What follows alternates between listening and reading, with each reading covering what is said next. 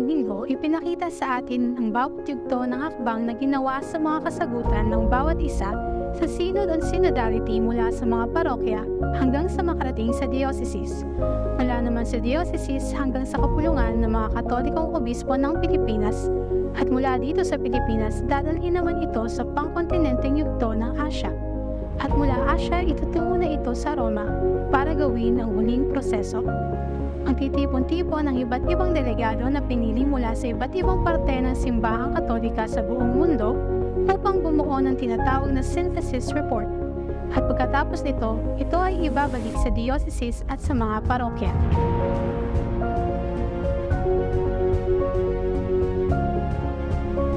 Ano na ang ating gagawin ngayon sa ating parokya at diocese sa synthesis report galing sa Vatican? Ang synthesis report ay ang mga pinagsama-samang mga pangunahing tema o mahalagang punto na nabuo sa pag-uusap, panalangin, pag-unawa. Sa pamamagitan nito, mayroong 6 na punto na dapat bigyan ng pansin para sa buong simbahan sa kontinente ng Asya. Ito ay ang mga sumusunod: formation, inclusivity and hospitality, missionary disciple, accountability and transparency, prayer and worship, and environment. Unahin natin tingnan itong 3 mahalagang tema: inclusivity and hospitality, formation and missionary discipleship. Inclusivity and hospitality.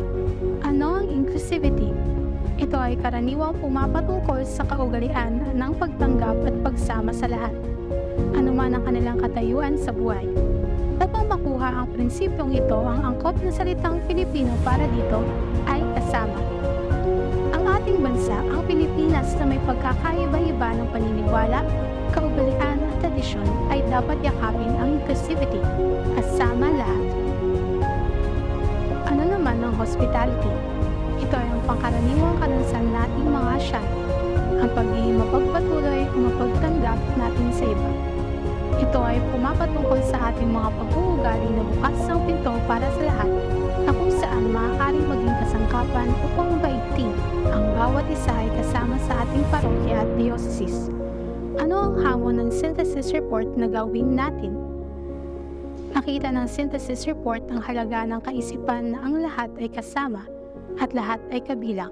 Upang mapalago ang mga pagpapahalagang ito, ang pangangalagang pastoral ay dapat ibigay sa mga kababaihan, kabataan, sa mga nasa laylayan ng lipunan, lalo't higit yung mga taong nalimutan na ng lipunan.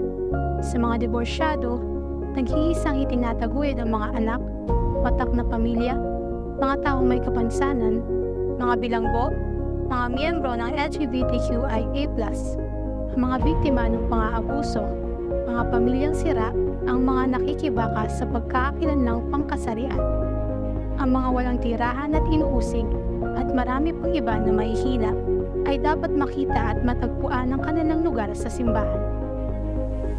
Ganon din, mabalikan at mapanibago ang pamamalakad ng simbahan upang sa gayon ay mapahusay at maramdaman ng lahat ng kasapi ng simbahan na silang lahat ay kasama at silang lahat ay tanggap.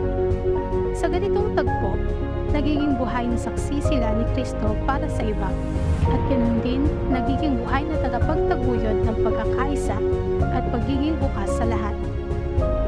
Formation.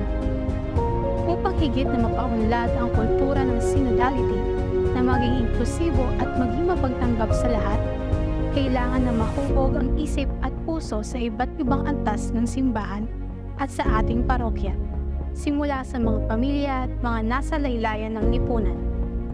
Upang mapalago ang kulturang ito, ang mga sumusunod ay nakikita ang napakahalaga. Ang mga seminarista, pari, obispo at mga relihiyoso at relihiyosa ay dapat mahubog ng tama upang mamuhay sila ng may ganap na estilo ng pamumuno, sama-samang nagbabahagi ng kaalaman at paggawa ng iisang desisyon.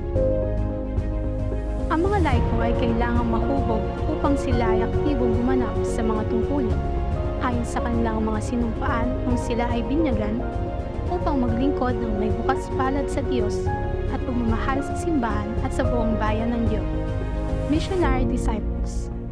Sa pagpapatuloy na paghuhubog ng kultura ng synodality, Lahat ng mga bininyagan ay hinihimok na makaranas ng mga personal na pakikipagtagpo kay Jesus at makapag-ambag sa pagpapalago ng simbahan sa pamamagitan ng pagbabahagi ng kanilang mga karanasan.